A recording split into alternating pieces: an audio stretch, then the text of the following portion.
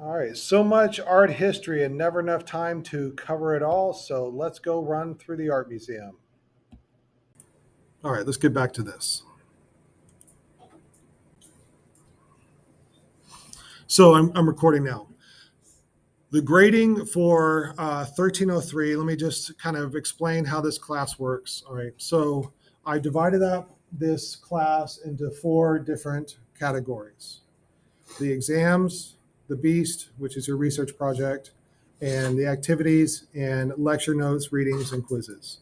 And so the exams, that's worth the most, that's the heaviest weighted area, and that's worth 40% of your grade.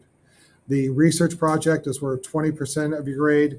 I'm going to ask you to go to the art museum. We're going to do a library assignment, and those are done outside of this classroom.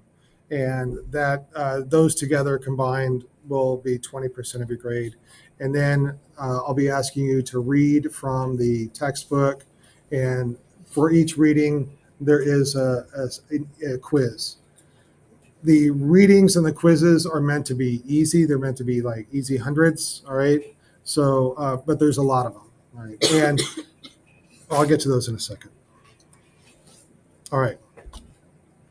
So let's take a look at the exams. There'll be 4 exams during this semester. I categorize them into different units. So there's a unit 1, unit 2, unit 3, and unit 4. The unit 1 I've made worth the least because it takes a while for students to get used to how I teach and how the tests are. Right.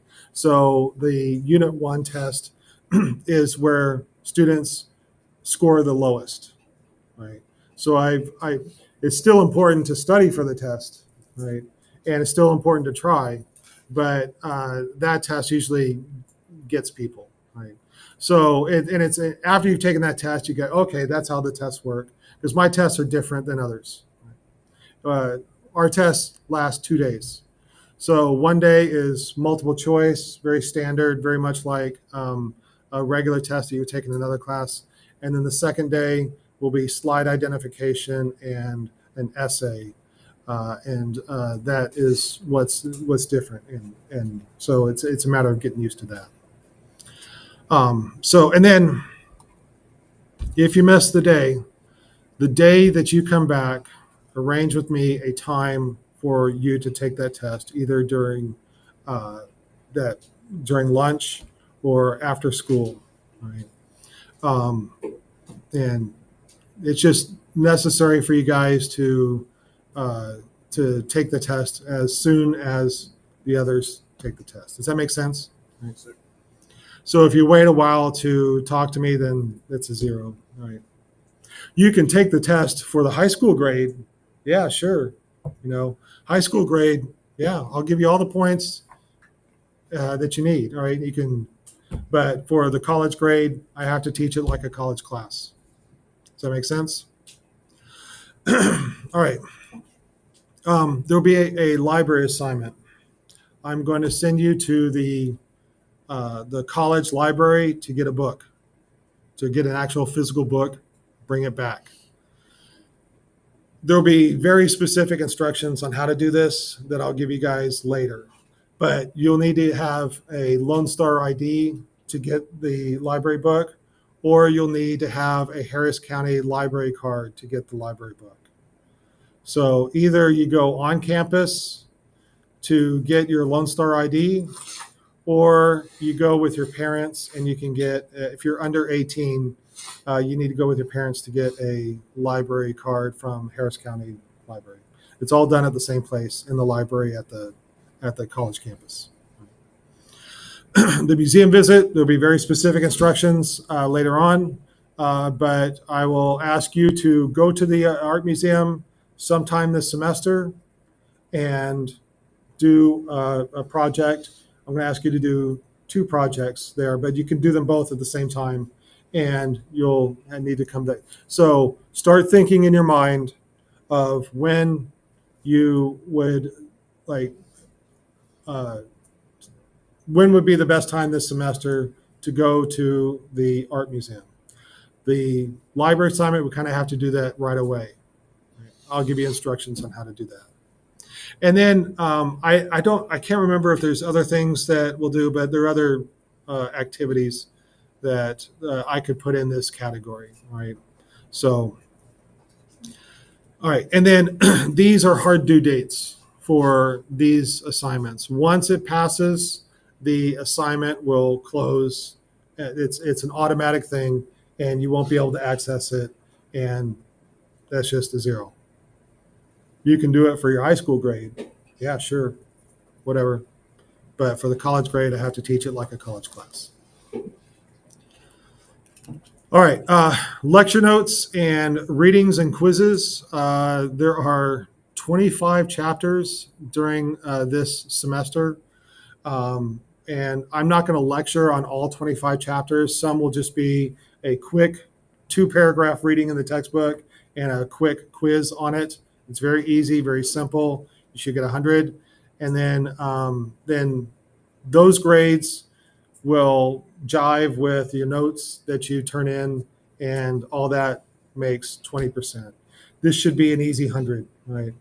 So, all right, and then also these are hard due dates, right? If you miss the due date for these things, then the assignment closes and you can't access it. For a high school grade, yeah, sure, I'll take it. All right, the beast is special.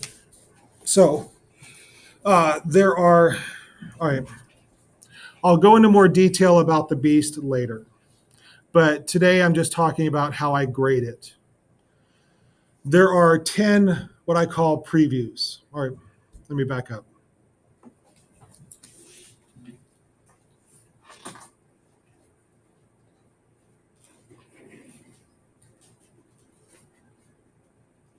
All right. This is a beast that a former student turned in. Right? Basically, the beast is a 20-page research project. Right? And I tell you 20 pages to kind of scare you right now, but it's not really, right? There's actually 6 pages of writing, and then the other 14 pages are other things. But it's not 6 pages. Maybe about 8 to 10 pages for writing. But we're going to break this up into little chunks, all semester long.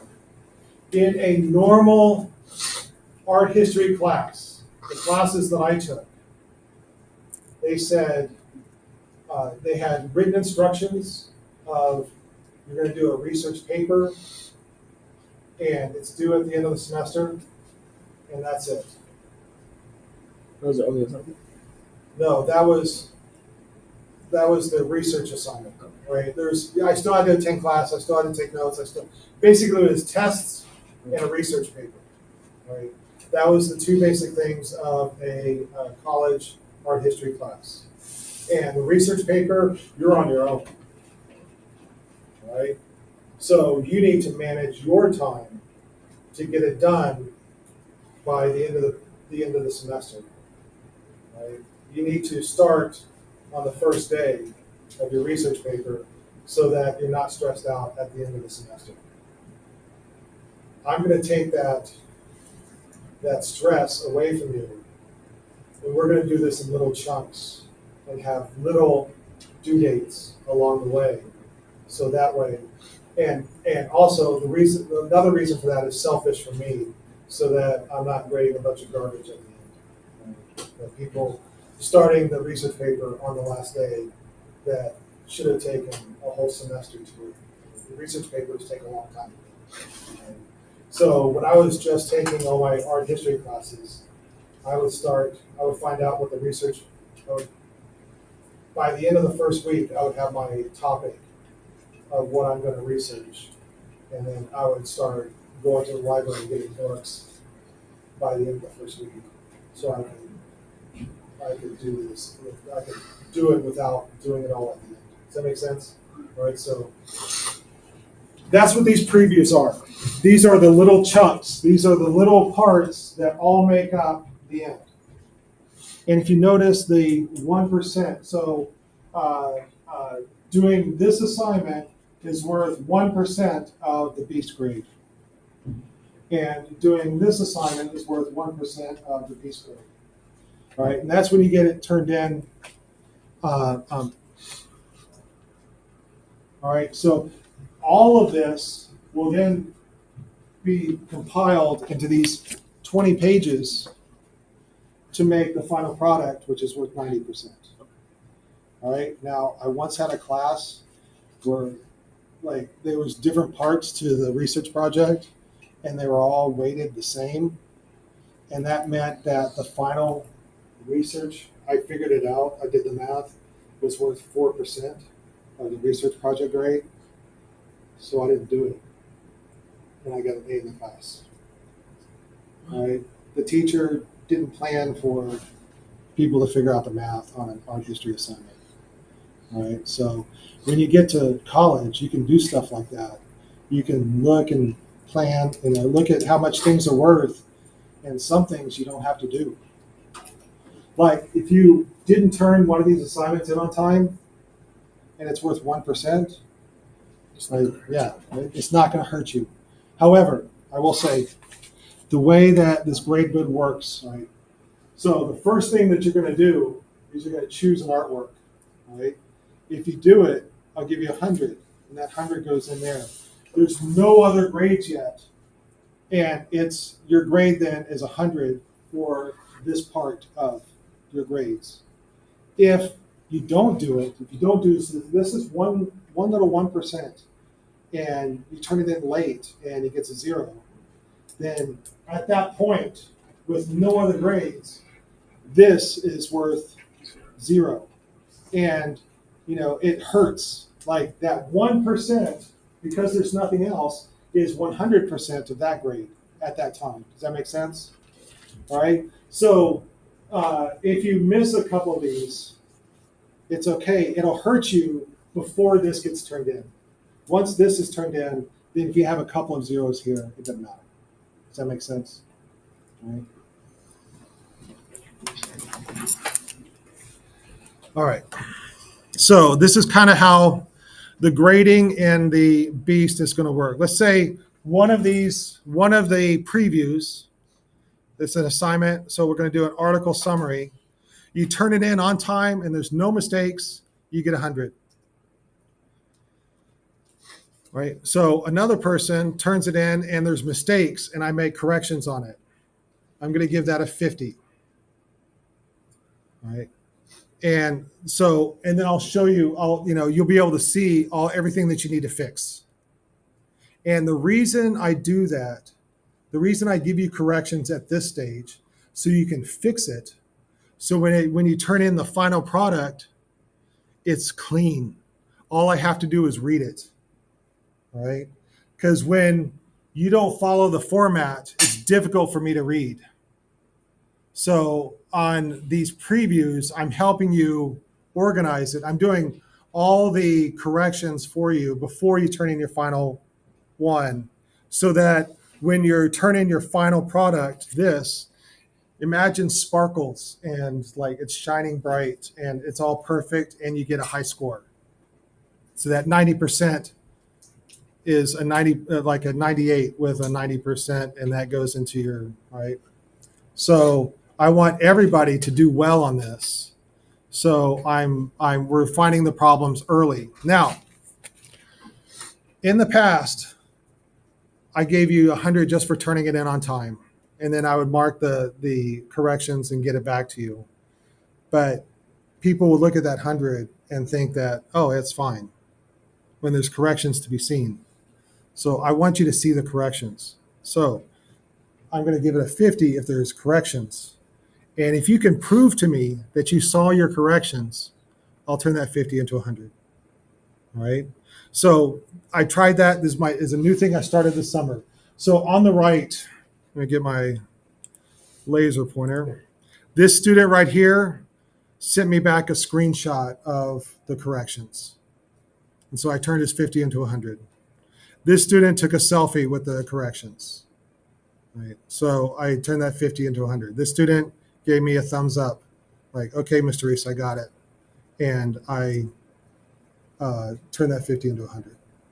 Right. So I want you to see the corrections and I want you to fix it so that you have a sparkling, wonderful beast when you turn it in at the end. All right. Now, if you turn it in late,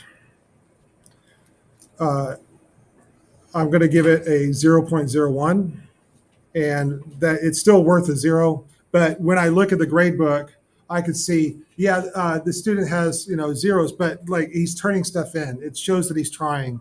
And then if there's ever some wiggle room, like if you're sitting at a borderline grade, I could look at the grade book and say, yeah, the student was trying.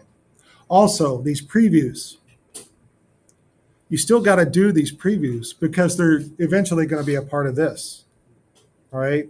So if you miss the due date, you still got to do it because it's still going to be a part of this. All right. And then you also still want to see the corrections.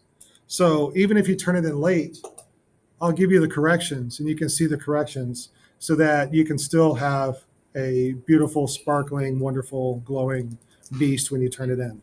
Does that make sense? All right. I want you guys to do great on this. All right. And then if you don't turn it in, all right, it's a 0. All right. Now, what do I mean by late? So late on my part in D2L, it tells me how far past the due date you turned it in. For the beast only, you can turn stuff in late and get credit. And I'm going to give everybody a buffer of hours. So you have 23 hours to turn something in because it tells me you turn your thing in an hour late. Come on, Mr. Reese, it's just an hour late. Yeah, you're right. Right. And just secretly, all I've done is move the due date a day early. So you're still turning in at the same time, but I'm giving you a buffer. All right. So the due date is passed, but you're still within 23 hours. So if it's 1 hour or 22 hours, 23 hours late, you still get full credit, right? It still acts like you turned it in on time. Once the hours turns into a day, and this happened this summer, I don't know, I guess a student turned in an assignment that I wasn't using from 4 years ago or however, 2 years, 3 years ago. Anyways, all right, but it counts the days late, all right? So if it's 1 day late or 540 days late, all right, or anything in between, I'll still look at it. I'll still give you corrections so that you can fix it for the final product. All right. Does that make sense about the beast? All right. You might see this, all right? So if you turn something in and the grade is an 11.11, that is a message to you that you need to see me. So, there's something horribly wrong with it, that you misunderstood the assignment, or I did something wrong, or, I asked you to do one thing and then you did something totally different. All right. So, and basically what that means is you need to come and talk to me about it. It's too much for me to type in the little space that I have. All right. So come and see me. It's like, Mr. Reese, I got 11.11. What's up? Oh, you need to do a different artwork or something of that nature, or, it's just a grand misunderstanding. You redo it, you get full credit, right? So you turn it down on time. Something's very wrong. You redo it, full credit.